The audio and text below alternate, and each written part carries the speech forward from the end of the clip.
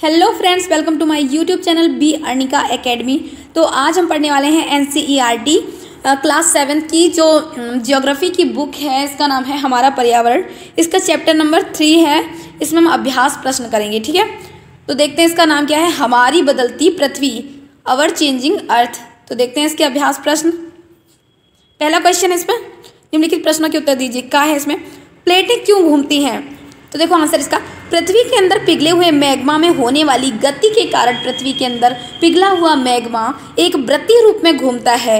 ये प्लेटें हमेशा धीमी गति से चारों तरफ प्रत्येक वर्ष केवल कुछ मिलीमीटर के लगभग घूमती रहती हैं, ठीक है। अब दूसरा क्वेश्चन है इसमें, बहिर्जनित और अंतर्जनित बल क्या है? तो देखो अंतर्जनित बल क्या है वो देखते हैं। जो बल पृथ्वी के आंतरिक भाग में घटित होते हैं उन्हें अंतर्जनित बल कहते हैं। और अंतर्जनित बल जो होते हैं कभी आकस्मिक गति उत्पन्न करते हैं और तो कभी धीमी गति उत्पन्न करते हैं।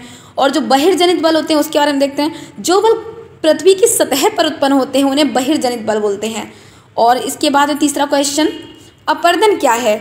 भूपृष्ठ पर बहता हुआ जल, पवन, हिम जैसे विभिन्न घटकों के द्वारा होने वाले कटाव छटाव को अपरदन कहते हैं। जैसे नदियों द्वारा पी आकार की घाटी का निर्माण करना, और इसके अलावा देखो पवनों द्वारा बरखान छत्रक सेल का निर्माण करना, ये सब जो है अपरदन के कारण होते हैं, ठीक है।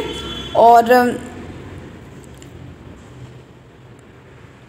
आप देखते हैं इसमें अगला क्वेश्चन है, बाढ़कृत मैदान का निर्माण कैसे होता है? कभी कभी नदी अपने तटों से बाहर बहने लगती है, फलस्वरूप निकटवर्ती क्षेत्रों में बाढ़ आ जाती है।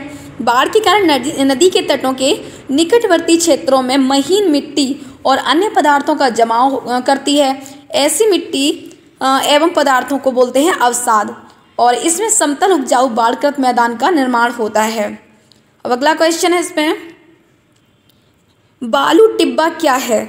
देखो मरुस्थलीय भागों में पवन के द्वारा रेत को एक स्थान से दूसरे स्थान पर बहाकर ले जाया जाता है। जब पवन का बहाव रुकता है तो यह रेत गिरकर छोटी पहाड़ी बनाती है और इसी को बोलते हैं बालू का टिब्बा। अगला क्वेश्चन है इसमें, समुद्री पुलिन का निर्माण कैसे होता है? जब समुद्री किनारों पर समुद्री अवसाद जमा हो जाते हैं और समुद्र का कुछ भाग समुद्र से कटकर एक झील का रूप ले लेता है तो उसे बोलते हैं पुलिन। अगला क्वेश्चन है, चाप झील क्या है? जब नदी टेढ़ी मेढ़ी सांप के आकार में बहती है और जब नदी का बहाव तेज हो जाता है तो कुछ स्थानों में नदी कठोर चट्टानों को भी काटकर सीधी बहने लगती है, और जिससे विसर्प लूप नदी से कट जाते हैं और अलग झील बनाते हैं, जिसे कहते हैं चाप झील या गोखुर झील। अगला क्वेश्चन है इसमें सही उत्तर का चिन्हित करना, ठीक है। देखो इसमें से कौन सी समुद्री तरंग की विशेषता नहीं है? तो देखो समुद्री गुफा समुद्री तरंग से ही बनती है, किनारा भी, लेकिन जो सेल है ये इसका मतलब इसकी विशेषता नहीं है, ठीक है। इसके बाद अगला क्वेश्चन है, हिमनद की निक्षेपण की विशेषता है क्या है? देखो हिमोड़, हिमनद के निक्षेपण की विशेषता है हिमोड़। इसके बाद पृथ्वी की आकस्मिक गतियों के कारण कौन सी घटना घटित होती है? तो इससे होती है ज्वालामुखी।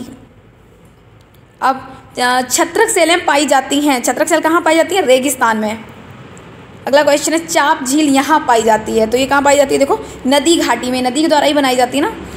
अब देखो निम्नलिखित स्तंभों को मिलाकर सही जोड़े बनाइए।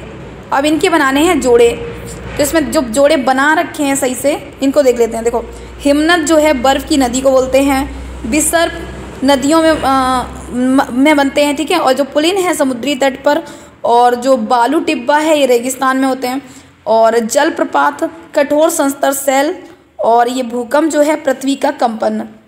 तो अब यहाँ पे मिला लेते हैं, हिमनद, बर्फ की नदी, विसर्प ये है कहाँ गया, विसर्प नदियाँ, और पुलिन जो है पुलिन बनता है समुद्र तट पे, और बालू का टिब्बा रेगिस्तान में, जलप्रपात है कठोर संस्तर सेल, और जो भूकंप है ये पृथ्वी का कंपन।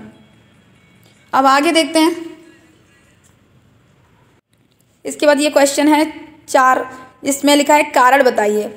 कुछ सेल छत्रक के आकार के होते हैं, इनका कारण बताना। देखो कुछ सेल छत्रक के आकार में होने के कारण क्या है? देखो, मरुस्थलीय भागों में पवनों के साथ चलने वाले रेत के कड़मार्ग में पड़ने वाले चट्टानों के निचले हिस्से को अधिक घर्षित करते हैं और ऊपरी हिस्सों को इन पवन से घर्षण काफ़ी कम होता है, इसलिए निचले हिस्सों की चट्टानें काफ़ी घिस जाती हैं और ये चट्टानें छतरी नुमा आकार की बन जाती हैं। इसी को बोलते हैं छत्रक सेल। आगे क्वेश्चन है, देखो, बाढ़कृत मैदान बहुत उपजाऊ होते हैं, इसका कारण बताना है। तो देखो, बाढ़कृत मैदान बहुत उपजाऊ क्यों होते हैं? देखो, बाढ़ के समय नदी अपने तटों को पार कर अपने आसपास के क्षेत्रों को जलमग्न कर देती है, तो कारण ये है। और बाढ़ के समय नदी के साथ काफ़ी मात्रा में मलबा या अवसाद बहते हैं। इन अवसादों या मलबों को नदी अपने आसपास के क्षेत्रों में जमा कर देती है। अगला पॉइंट है कि इन अवसादों या मलबों में काफ़ी मात्रा में ह्यूमस होता है, जो बाढ़कृत मैदान को अधिक उपजाऊ बना देती है। अब अगला क्वेश्चन है, समुद्री गुफा स्टैक के रूप में परिवर्तित हो जाती है, इसका कारण बताना है। तो देखो, समुद्री तरंग के अपर्दन और निक्षेपण तटीय स्थलाकृतियाँ बनाते हैं। समुद्री तरंगें लगातार सेल से टकराती रहती हैं, जिससे दरार विकसित होती है, समय के साथ बड़ी और चौड़ी हो जाती हैं। इसी को बोलते हैं समुद्री गुफा। अब इन गुफाओं के बड़े हो जाने पर इनमें केवल छत ही बचती है, तब ये बनाते हैं क्या? तटीय मेहराब। और लगातार अपर्दन छत को भी तोड़ देता है, तो केवल दीवारें ही बचती हैं। जब दीवार बचती हैं तो इन स्थलाकृतियों को बोलते हैं फिर स्टैक। अगला क्वेश्चन है कि भूकंप के दौरान इमारतें गिरती हैं, इसका क्या कारण है? देखो, भूकंप के दौरान पृथ्वी की सतह पर काफ़ी कंपन होता है और इस कंपन से मकान या इमारतें हिलने लगती हैं। हिलने से मकान या इमारतें गिर जाती हैं। दूसरा कारण है कि अधिकांश इमारतें भूकंप रोधी नहीं होती हैं। अब आगे दिया हुआ है क्रियाकलाप। नीचे दिए गए चित्रों को देखिए, यह नदी द्वारा निर्मित स्थलाकृतियाँ हैं। इन्हें पहचानिए तथा बताइए कि नदी के अपर्दन या निक्षेपण का या फिर अपर्दन का परिणाम है या फिर दोनों का परिणाम है।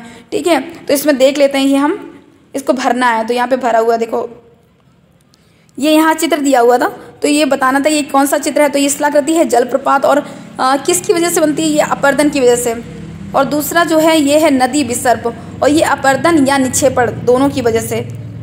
और तीसरा है मैदान। मैदान जो है ये निक्षेपण का परिणाम है। ठीक है, तो ये हमारा चैप्टर कंप्लीट हो गया है। आई होप कि आपको वीडियो अच्छा लगा होगा। अगर अच्छा लगा हो तो इसको लाइक करें और चैनल को सब्सक्राइब करना ना भूलें। Thank you.